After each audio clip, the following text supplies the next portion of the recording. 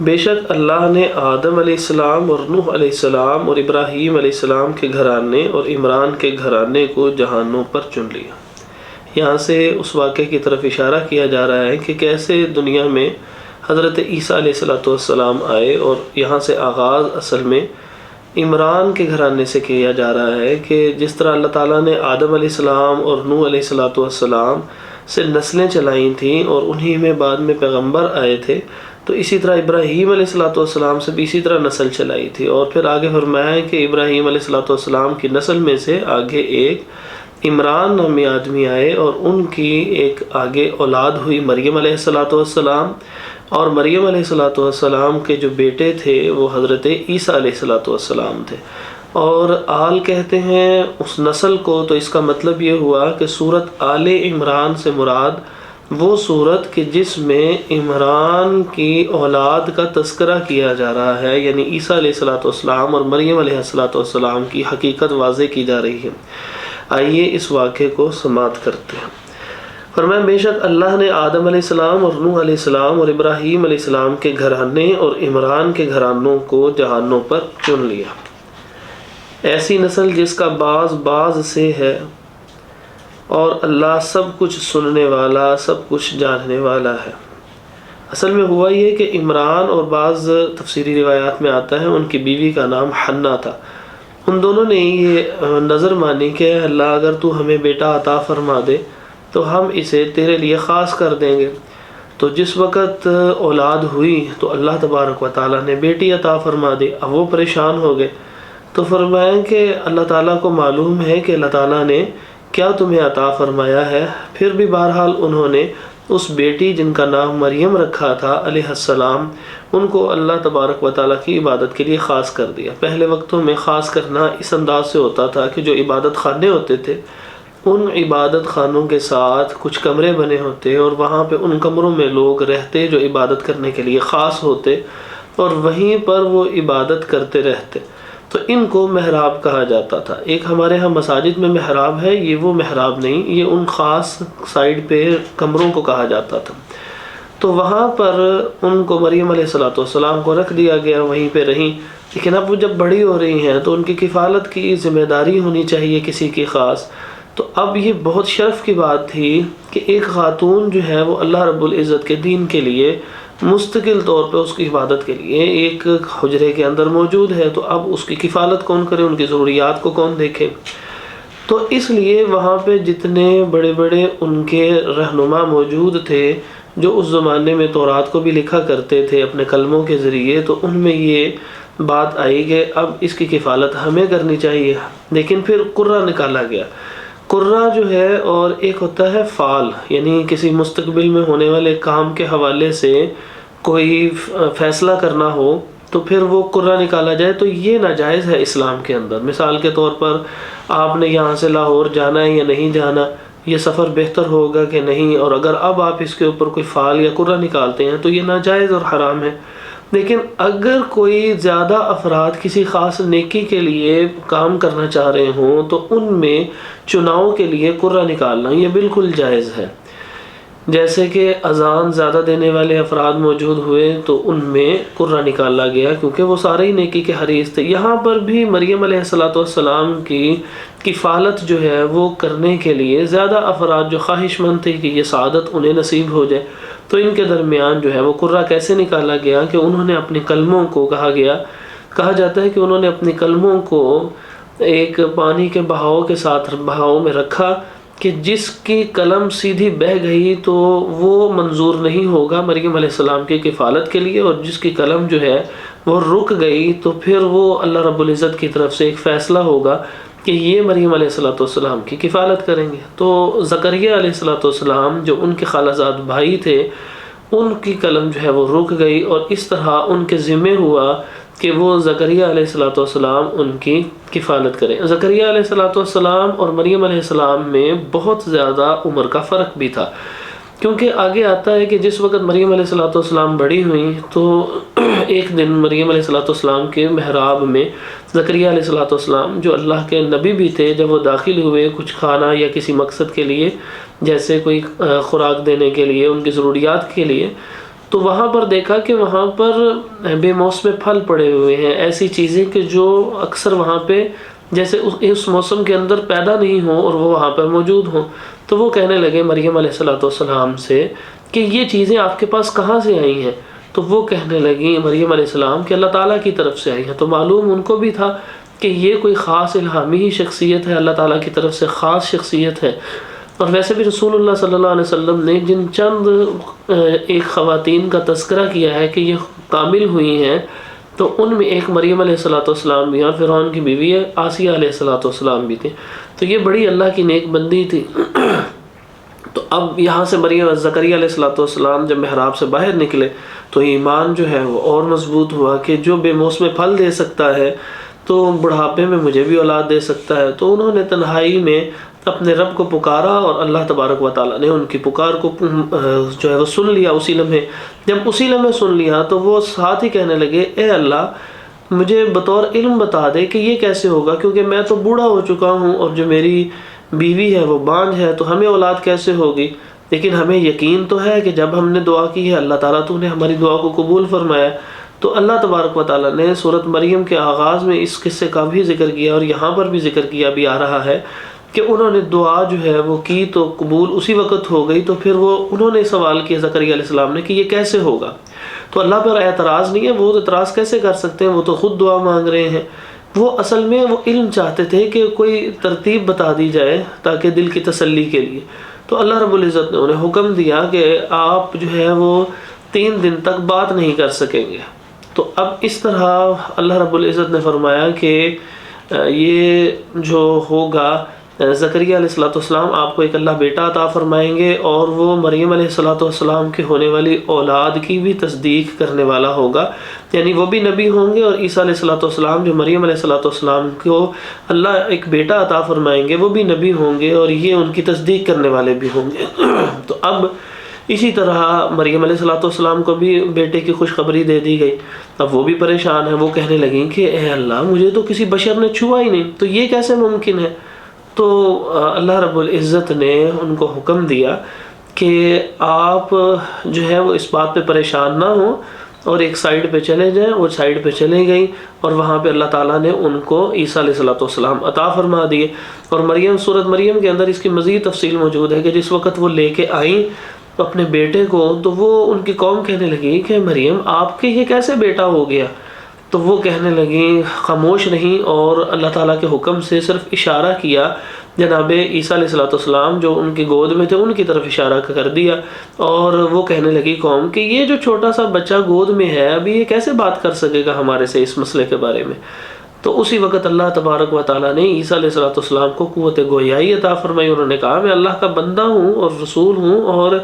اس طرح جو ہے یہ معاملہ ہے۔ تو اللہ رب العزت نے مریم علیہ السلام کو تسلی بھی دی کہ آپ کو یہ جو بیٹا عطا کیا جا رہا ہے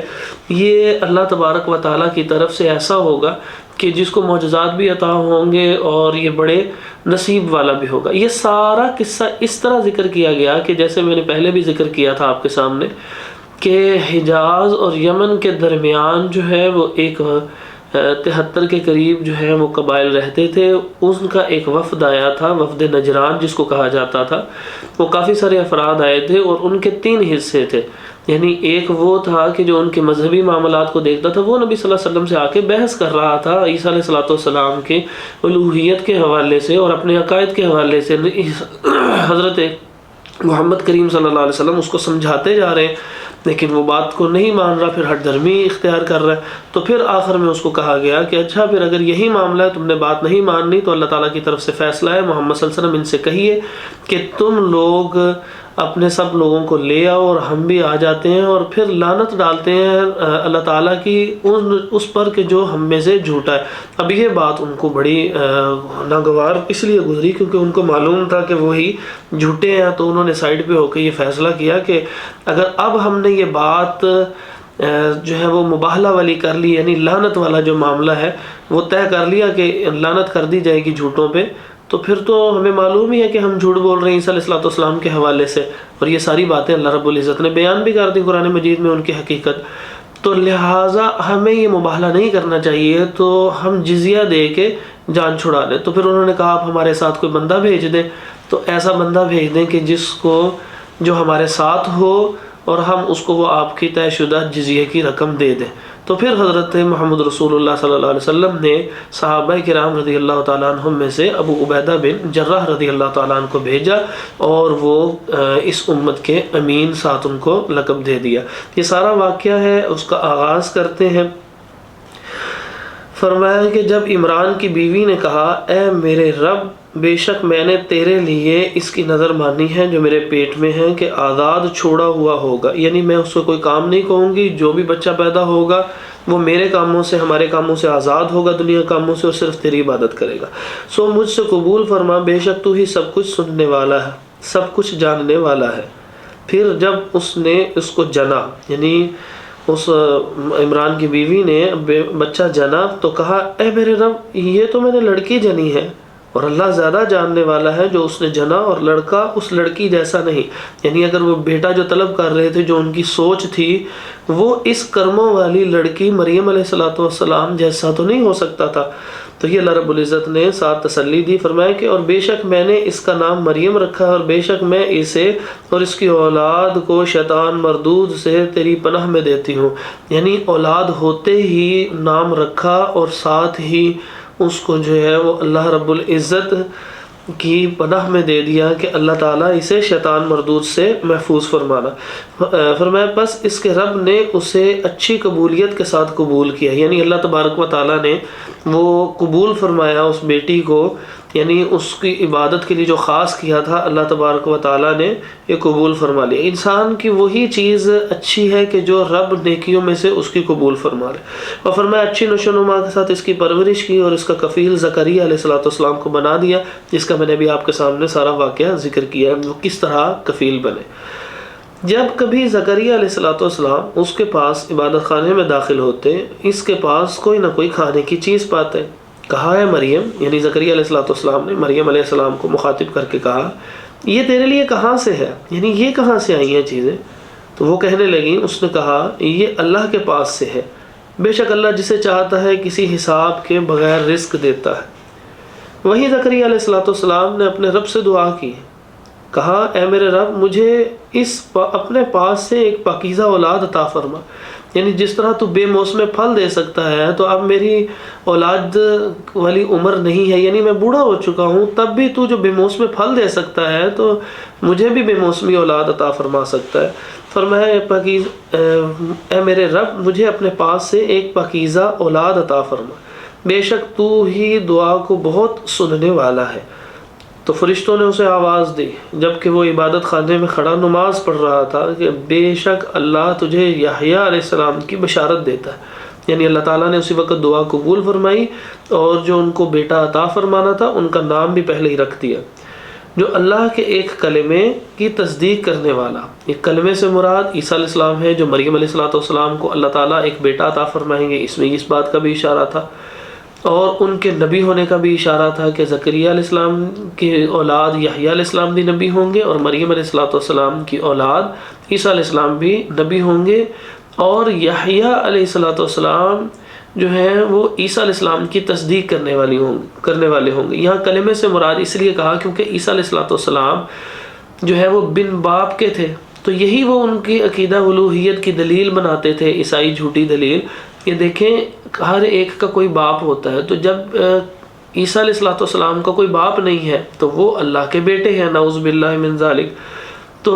اللہ تعالیٰ نے آگے اس کی وضاحت بھی فرمائی کہ عیسیٰ علیہ السلام کی پیدائش جو ہے وہ اللہ کے نزدیک آدم علیہ السلام کی طرح ہے، یعنی نہ عیسیٰ علیہ السلام کے باپ تھے نہ آدم علیہ السلام کے باپ تھے، تو اگر ان کے باپ نہ ہونے کی وجہ سے انہیں اللہ کا تم بیٹا کہتے ہو نعوذ باللہ، تو پھر ان کو بھی بیٹا کہنا چاہیے، ان کی تو ماں بھی نہیں تھی۔ تو یہ اللہ کے کلمے سے بنے ہیں، مطلب کیا کہ اللہ تعالیٰ کن فرماتے ہیں اور معاملہ اور کام ہو جاتا ہے، اس لیے یہاں پہ کلمۃ اللہ بھی کہا جاتا ہے عیسیٰ علیہ السلام کو، کہ اللہ کے کلمے کن سے وجود میں آنے والے، جو اللہ کے ایک کلمے کی تصدیق کرنے والا، یعنی عیسیٰ علیہ السلام کی تصدیق کرنے والا، اور سردار اور اپنے آپ پر بہت ضبط رکھنے والا، یعنی بڑے صبر کرنے والے ہوں گے، اور نبی ہوگا نیک لوگوں میں سے۔ کہا اے میرے رب میرے ہاں لڑکا کیسے ہوگا، یعنی زکریا علیہ السلام پوچھ رہے ہیں کیسے ہوگا جبکہ مجھے تو بڑھاپا آ پہنچا ہے۔ مطلب یہ نہیں ہے کہ وہ اللہ تعالیٰ پہ کوئی اعتراض کر رہے ہیں کہ اللہ تو کر نہیں سکتا، مطلب اس کا یہ ہے کہ وہ اس علم کو حاصل کرنا چاہتے ہیں کہ یا اللہ کوئی نشانی عطا فرما دے،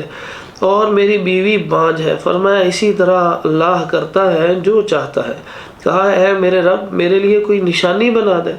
فرمایا تیری نشانی یہ ہے کہ تو 3 دن لوگوں سے بات نہیں کرے گا مگر اشارے سے، یعنی قوت گویائی نہیں رہے گی، آپ اشارے سے صرف بات کر سکیں گے، اور اپنے رب کو بہت زیادہ یاد کر اور شام اور صبح تسبیح کر۔ اور جب فرشتوں نے کہا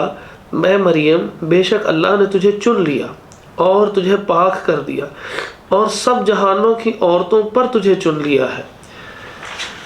تو اے مریم اپنے رب کی فرما بردار بن اور سجدہ کر، رکوع کرنے والوں کے ساتھ رکوع کر۔ یعنی اس زمانے میں بھی جو عورتیں ہوتی تھیں وہ عبادات میں شرکت کیا کرتی تھیں، یہی ہے نا کہ رکوع کرنے والوں کے ساتھ رکوع کر۔ یہ غیب کی کچھ خبریں ہیں،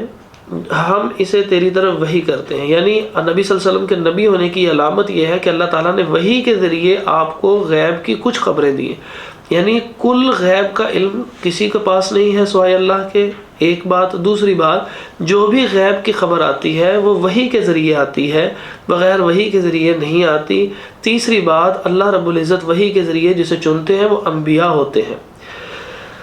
اور تو اس وقت ان کے پاس نہ تھا، یعنی محمد صلی اللہ علیہ وسلم آپ وہاں پہ موجود نہیں تھے، یہ باتیں ہم آپ کو بتا رہے ہیں۔ جب وہ اپنے قلم پھینک رہے تھے کہ ان میں سے کون مریم علیہ السلام کی کفالت کرے، یہ میں نے بھی آپ کے سامنے واقعہ ذکر کیا کہ ان کے شرف کی وجہ سے سب چاہتے تھے کہ وہ مریم علیہ السلام کی کفالت کرے، تو ان میں سے ہر ایک نے یہ بات طے کر لی، قرہ ڈالا کہ بھئی اب اس طرح کرتے ہیں کہ ہم اپنے قلم جو ہے، جس سے بعض نے لکھا ہے کہ وہ تورات لکھا کرتے تھے، ان قلموں کو پانی کے بہاؤ میں ڈال دیا، تو جو بہہ گئیں وہ بہہ گئیں، اور جو رہ گیا اس کا مطلب وہ الہامی فیصلہ ہے کہ وہی مریم علیہ السلام کی کفالت کریں گے۔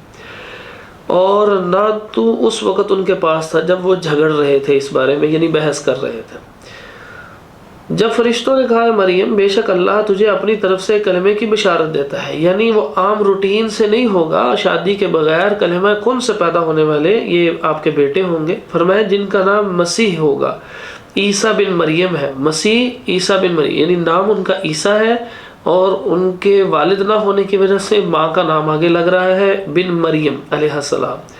تو یہاں پر مسیح بھی ان کو اللہ رب العزت نے فرمایا یہ 2 معنی میں ہے، ایک مس سے ہے، چھونے سے، اس کا مطلب یہ ہوتا ہے کہ عیسیٰ علیہ السلام جو ہے وہ جو بیمار تھا، جو برس کا مریض ہوتا، اس کو چھوتے تو وہ صحت یاب ہو جاتا، اسی طرح جو ایسا اندھا ہوتا اس کی آنکھوں پہ ہاتھ رکھتے تو اللہ رب العزت کی طرف سے اس کی آنکھیں ٹھیک ہو جاتی۔ اور دوسرا یہ سیاحت سے ہے، مطلب یہ کہ عیسیٰ علیہ السلام نے تبلیغ کے لیے بہت سے سفر کیے، یعنی پوری بستیوں میں گھومے، تو اس وجہ سے بھی ان کو مسیح کہا گیا۔ دنیا اور آخرت میں بہت مرتبے والا اور مقرب لوگوں سے ہوگا، اور لوگوں سے گہوارے میں بات کرے گا، یعنی ان کی شان ہے کہ بالکل بچپن ماں کی گود میں، جیسے میں نے بھی آپ کے سامنے اس کا تذکرہ بھی کیا تھا، اور ادھیڑ عمر میں بھی، اور نیک لوگوں سے ہوگا۔ اس نے کہا اے میرے رب، یعنی مریم علیہ السلام نے عرض کیا اے میرے رب میرے ہاں لڑکا کیسے ہوگا، حالانکہ کسی بشر نے مجھے ہاتھ نہیں لگایا۔ فرمایا اسی طرح اللہ پیدا کرتا ہے جو چاہتا ہے، جب وہ کسی کام کا فیصلہ کر لیتا ہے تو اس سے یہی کہتا ہے ہو جا تو وہ ہو جاتا ہے۔ اور فرمایا کہ اور وہ اسے کتاب و حکمت اور تورات اور انجیل سکھائے گا، یعنی عیسیٰ علیہ السلام کے معجزات ذکر کر دیے گئے ان کی ماں مریم علیہ السلام کے سامنے کہ یہ جو آپ کا بیٹا ہوگا یہ اتنے کرموں والا ہوگا کہ اللہ تبارک و تعالیٰ کی طرف سے چنے ہوئے نبی بھی ہوں گے، اور انہیں ایسے ایسے معجزات کمال دیے ہوں گے اللہ تبارک و تعالیٰ نے کہ بغیر سکھائے انہیں تورات بھی ساری زبانی یاد ہوگی، انجیل بھی زبانی یاد ہوگی، اور بعض نے لکھا کتاب سے مراد لکھنے کی صلاحیت بھی ان کو ہوگی بغیر کسی کے سکھائے ہوئے۔ اور فرمایا کہ بنی اسرائیل کی طرف رسول ہوگا، اور بے شک میں تمہارے پاس تمہارے رب کی طرف سے عظیم نشانی لے کر آیا ہوں، یعنی اور بنی اسرائیل کی طرف رسول ہوگا کہ بے شک میں تمہارے رب کی طرف سے عظیم نشانی لے کے آیا ہوں کہ بے شک میں تمہارے لیے مٹی سے پرندے کی شکل کی مانند بناتا ہوں، پھر اس میں پھونک مارتا ہوں تو وہ اللہ کے حکم سے پرندہ بن جاتی ہے۔ وہ مٹی لیتے اور وہ اس کو پرندے کی شکل ایسے بناتے، مورت بنا کے اللہ کے حکم سے اس کے اندر پھونک مارتے اور وہ اڑنے لگ پڑتا۔ یہ ایک معجزہ تھا۔ اور میں اللہ کے حکم سے، یعنی بار بار بتایا جا رہا ہے یہ سب کچھ اللہ تعالیٰ کی طرف سے ہوتا ہے، اور میں اللہ کے حکم سے پیدائشی اندھے اور برس والے کو تندرست کرتا ہوں اور مردوں کو زندہ کر دیتا ہوں، اور تمہیں بتا دیتا ہوں جو کچھ تم اپنے گھروں میں کھاتے ہو۔ یعنی جب عیسیٰ علیہ السلام کے پاس لوگ آتے تھے تو وہ آگے سے بتاتے کہ تم یہ کچھ کھا کے آئے ہو۔ یعنی وہ اگر وہ سوچنے والے ہوتے تو وہ یہ سوچتے کہ یہ تو اللہ کے نبی ہیں، اور اگر اللہ کا نبی یہ بتائے نا کہ تم یہ چیز کر کے آئے تو اس کا مطلب اس پہ وحی آئی ہے، تو جس پہ وحی آئے تو اس کی بات مان لینی چاہیے۔ تو لہٰذا یہ بتایا کہ اور تمہیں بتا دیتا ہوں جو کچھ تم اپنے گھروں میں کھاتے ہو، یعنی میرے پاس وحی آتی ہے تو اللہ تعالیٰ مجھے بتاتے ہیں۔ تو جب اللہ تعالیٰ کی وحی میرے پاس آتی ہے اور میں تمہیں یہ بتاتا ہوں تم گھروں میں کیا کھا کے آئے ہو، اور فرمایا جو ذخیرہ کرتے ہو یعنی گھر کے اندر رکھ کے آئے ہو، چھوڑ کے آئے ہو، تو اس سے معلوم ہونا چاہیے کہ میں اللہ کا نبی ہوں۔ جب میں اللہ کا نبی ہوں تو میری بات مانو، بے شک اس میں تمہارے لیے ایک نشانی ہے اگر تم مومن ہو، اور اس کی تصدیق کرنے والا ہوں جو مجھ سے پہلے تورات سے ہے۔ یعنی تورات کے اندر جو احکامات ہیں، تو یہ دو قسم کی باتیں ہیں، انہی احکامات کا تسلسل ہے جو ابراہیم علیہ السلام کے اوپر صحف نازل ہوئے، وہی تورات میں نازل ہوئے، لیکن ان میں کچھ تھوڑی بہت جو ہے وہ تبدیلی ہوئی تھی اللہ تعالیٰ کی طرف سے تورات میں۔ اور پھر فرمایا عیسیٰ علیہ السلام نے فرمایا کہ میں وہی پرانی ابراہیم علیہ السلام کی شریعت کو بحال کرتا ہوں، اور وہ جو تورات ہے اس کی ان باتوں کی تصدیق کرتا ہوں کہ جو اسی ابراہیم علیہ السلام کی شریعت کا تسلسل ہے۔ تو لہٰذا جو اس میں تبدیلیاں کر دی گئی تھیں وہ تبدیلیاں یہ تھیں، اور اصل تورات یہ تھی، اور اس کے اندر جو اللہ رب العزت کی طرف سے جو شریعت ابراہیمی علیہ السلام تھی اس کو جو تھوڑا سا تبدیل کیا گیا تھا اللہ تعالیٰ کی طرف سے جو شریعت کے طور پہ، اس کا بھی تذکرہ آتا ہے، میں اس کی تفصیل ذکر کرتا ہوں انشاءاللہ، تو اس کو دوبارہ اس کی اصل کے اوپر بحال کرتا، اور تاکہ میں تمہارے لیے بعض وہ چیزیں حلال کروں۔ یہ وہ اس کی تفصیل آنے لگی ہے کہ جو تم پر حرام کی گئی تھی۔ اصل میں یعقوب علیہ السلام جنہیں اسرائیل کہا جاتا تھا، چوتھے سپارے کے شروع کے اندر، ابھی انشاءاللہ آگے اس کا تذکرہ بھی آ رہا ہے، یہاں پہ اس کی کچھ تھوڑی سی وضاحت کر دیتے ہیں کہ اسرائیل علیہ السلام جب وہ بیمار ہوئے، یعنی یعقوب علیہ السلام، تو انہوں نے نظر مانی کہ اے اللہ جو محبوب ترین چیزیں ہیں میں ان کو چھوڑ دوں گا۔ ان میں ان کو اونٹ کا دودھ اور اسی طرح اونٹنی کا دودھ اور اسی طرح اونٹ کا گوشت پسند تھا، تو انہوں نے نظر مان لی کہ میں یہ استعمال نہیں کروں گا صحت اگر اللہ مجھے عطا فرما دے۔ اللہ تعالیٰ نے صحت عطا فرما دی اور انہوں نے نظر مانی تھی، وہ استعمال نہیں کرتے تھے۔ پھر اللہ رب العزت نے حکم نازل فرما دیا، وہ ایسا حکم نازل فرما دیا کہ اب وہ تورات میں مستقل حکم بن گیا۔ تو جب وہ مستقل حکم بن گیا تورات کے اندر، تو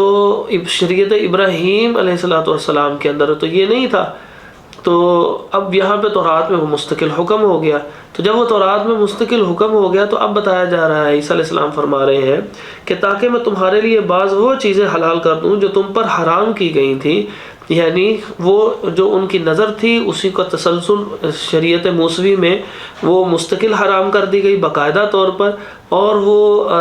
جو چیزیں حرام کر دی گئی تھی اب میں ان کو دوبارہ شریعت ابراہیم علیہ السلام کے تحت تم پر حلال کر دوں، اور میں تمہارے پاس تمہارے رب کی طرف سے عظیم نشانی لے کر آیا ہوں، یعنی اتنے سارے معجزات ہیں، تو اللہ سے ڈرو اور میرا کہنا مانو، بے شک اللہ ہی میرا رب اور تمہارا رب ہے، بس اس کی عبادت کرو، یہ سیدھا راستہ ہے۔ پھر جب عیسیٰ علیہ السلام نے ان سے کفر محسوس کیا تو اس نے کہا کون ہے جو اللہ کی طرف میرے مددگار ہیں، یعنی وہاں پہ جو ان کے سچے پیروکار تھے ان کو عیسیٰ علیہ السلام نے پکارا کہ تم میں سے کون جو ہے وہ میری مدد کرے گا، یعنی اللہ کے دین کے حوالے سے۔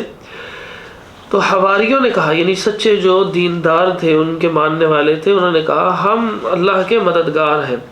ہم اللہ پر ایمان لائے اور گواہ ہو جا کہ بے شک ہم فرما بردار ہیں۔ یہ جو عیسیٰ علیہ السلام کے متعلق آتا ہے کہ پھر جب عیسیٰ علیہ السلام نے ان سے کفر محسوس کیا، یعنی ان کو اندازہ ہو گیا کہ یہ میں نے جو تورات کے حوالے سے بات کی، کیونکہ یہودیوں کے ذہن میں یہ بات ہے کہ تورات میں کوئی بھی جو حکم نازل ہو گیا ہے وہ منسوخ نہیں ہو سکتا،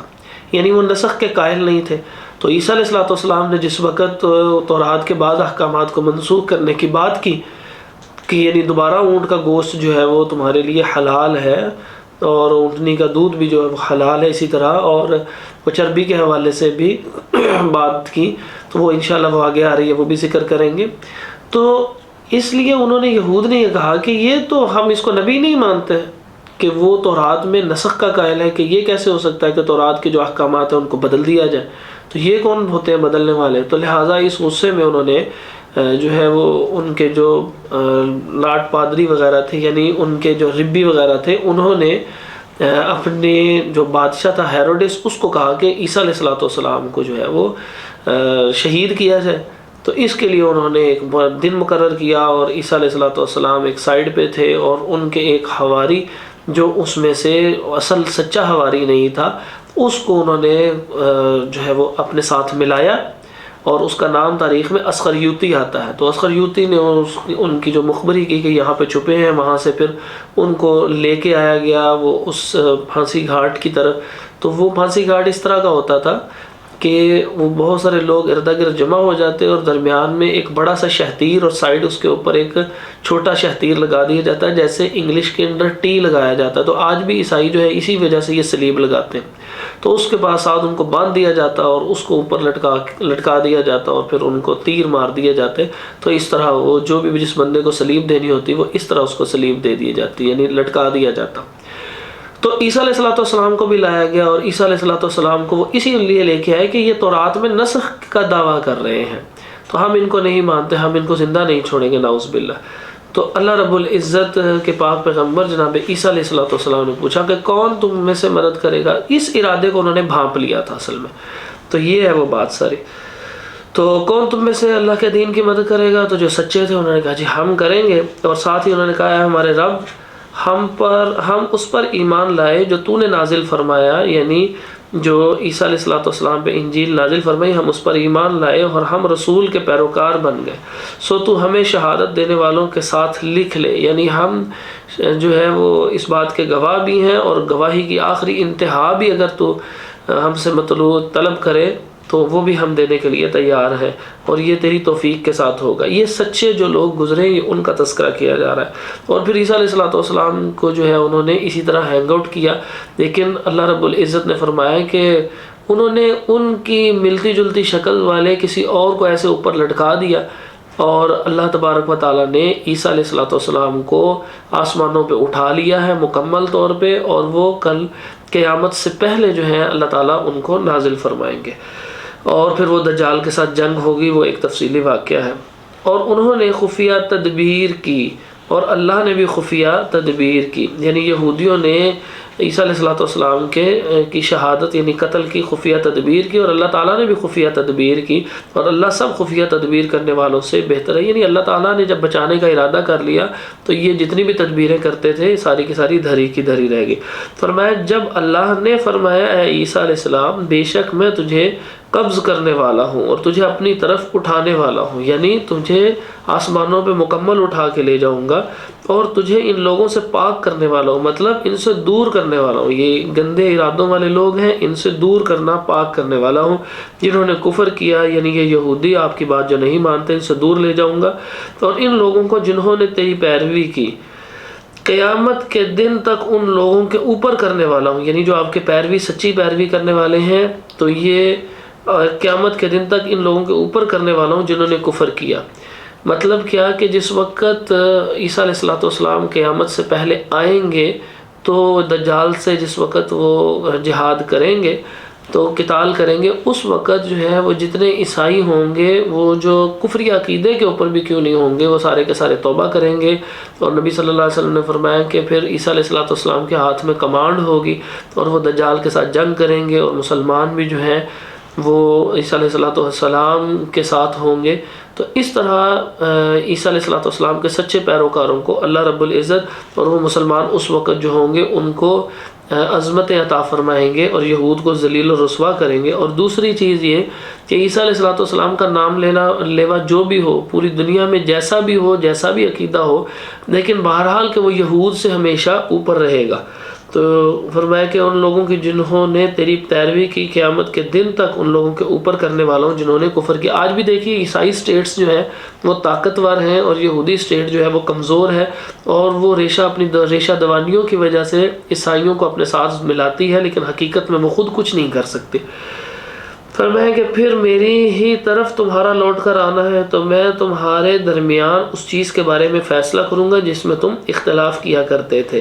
یعنی یہ جو اختلاف ہے کہ کون سچا ہے تو اللہ رب العزت فیصلہ فرمائیں گے۔ پھر جن لوگوں نے تو کفر کیا سو انہیں دنیا اور آخرت میں عذاب دوں گا، بہت سخت عذاب، اور کوئی ان کی مدد کرنے والا نہیں۔ اور رہے وہ لوگ جو ایمان لائے اور انہوں نے نیک اعمال کیے تو وہ انہیں ان کے اجر پورے دے گا، اور اللہ ظالموں سے محبت نہیں کرتا۔ یہ ہے جسے ہم آیات اور پر حکمت نصیحت میں سے تجھ پر پڑھتے ہیں۔ یعنی آپ کو ہم نے محمد صلی اللہ علیہ وسلم یہ جو قصہ بتایا ہے وفد نجران کے آنے کے اوپر، ساری عیسیٰ علیہ السلام کی حقیقت یہ ہم نے آپ کو جو بتائی ہے یہی سچی ہے اور پوری حکمت کے ساتھ ہے۔ تو میں بے شک عیسیٰ علیہ السلام کی مثال اللہ کے نزدیک آدم علیہ السلام کی مثال کی طرح ہے کہ اسے تھوڑی سی مٹی سے بنایا، پھر اسے فرمایا ہو جا سو وہ ہو جاتا ہے۔ یعنی اللہ تبارک و تعالیٰ نے ایک سلسلہ ضرور انسانوں کی آگے تولید کے لیے ایک خاص سلسلہ رکھا ہے جو نکاح کے ساتھ جو ہے وہ متعلق ہے، لیکن اگر اللہ کرنا چاہے تو آدم علیہ السلام تو اس سب کے بغیر پیدا کیے گئے، اسی طرح عیسیٰ علیہ السلام کو بھی رب نے پیدا فرما دیا۔ تو یہ عیسیٰ علیہ السلام کو اس لیے خدا کہتے ہیں کہ وہ بن باپ کے آئے ہیں، تو آدم علیہ السلام کو کیوں نہیں پھر اس بات کے اس اصول کے مطابق وہ اللہ تعالیٰ کے حوالے سے الوہیت کا عقیدہ رکھتے؟ جب ان کے بارے میں نہیں رکھتے تو پھر عیسیٰ علیہ السلام کے بارے میں بھی نہیں رکھنا چاہیے۔ یہ حق تیرے رب کی طرف سے ہے، یعنی محمد صلی اللہ علیہ وسلم یہ اللہ تعالیٰ کی طرف سے سچ ہے، سو تو شک کرنے والوں میں سے نہ ہو۔ یعنی جو آپ کو باتیں بتائی ہیں تو محمد صلی اللہ علیہ وسلم نے تو کوئی شک نہیں کرنا تھا، تو مطلب یہ ہے کہ سننے والے اچھی طرح سن لیں کہ اس میں شک نہیں ہے، کیونکہ اللہ تبارک و تعالیٰ نے ہی یہ باتیں ذکر کی ہیں۔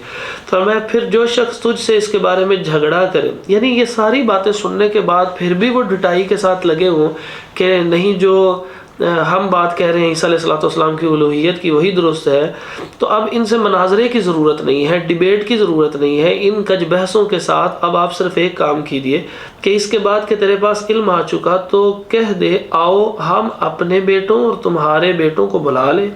اور اپنی عورتوں اور تمہاری عورتوں کو بھی، اور اپنے آپ کو اور تمہیں بھی، پھر گڑ گڑا کر دعا کریں، پس جھوٹوں پر اللہ کی لعنت بھیجے۔ جو میں نے آپ کے سامنے ذکر کیا کہ اس کو مباہلہ کہتے ہیں، اور یہ اس صورت میں ہے کہ جب مکمل طور پہ اچھی طرح دوسرے کو بات سمجھا دی جائے، اور سمجھانے کے بعد بھی جب وہ نہیں مانتا ہر طرف سے، تو پھر اس کے بعد اس کو مباہلے کی دعوت دینے کا بتایا جا رہا ہے کہ اب کہیں کہ اللہ کی لعنت ہو ہم میں سے جو بھی جھوٹا ہے، کیونکہ اب تو تم دنیا میں تو مانتے کوئی نہیں، تو پھر یہی اس کا حل ہے۔ تو پھر انہوں نے اس بات کا سائڈ پہ مشورہ کیا ہو کہ، تو ان میں سے جو بڑے افراد تھے وہ کہنے لگے کہ ہمیں تو معلوم ہے کہ یہ سچے نبی ہیں، اور اگر انہوں نے ہمارے خلاف یہ بد دعا کر دی تو پھر تو ہمارا کچھ بھی باقی نہیں بچے گا، تو لہٰذا ان کی دوسری آپشن محمد رسول اللہ صلی اللہ علیہ وسلم کی وہ مان لیتے ہیں۔ تو وفد نجران نے وہ دوسری آپشن مان لی، اور وہ کیا تھی؟ جزیہ والی، اور ان کو ساتھ کہا کہ آپ ہمارے ساتھ کوئی امین بھیج دیں۔ تو رسول اللہ صلی اللہ علیہ وسلم نے ابو عبیدہ بن الجراح رضی اللہ تعالیٰ عنہ کو وہ امین کے طور پہ بھیج دیا کہ یہ جو جزیہ دیں گے وہ لے آئیے گا۔ فرمایا کہ بلا شبہ یہ یقیناً یہی سچا بیان ہے، اور اللہ کے سوا کوئی بھی معبود نہیں، اور بلا شبہ اللہ یقیناً وہی سب پر غالب کمال حکمت والا ہے۔ پھر اگر وہ پھر جائے تو بے شک اللہ فساد کرنے والوں کو خوب جاننے والا ہے۔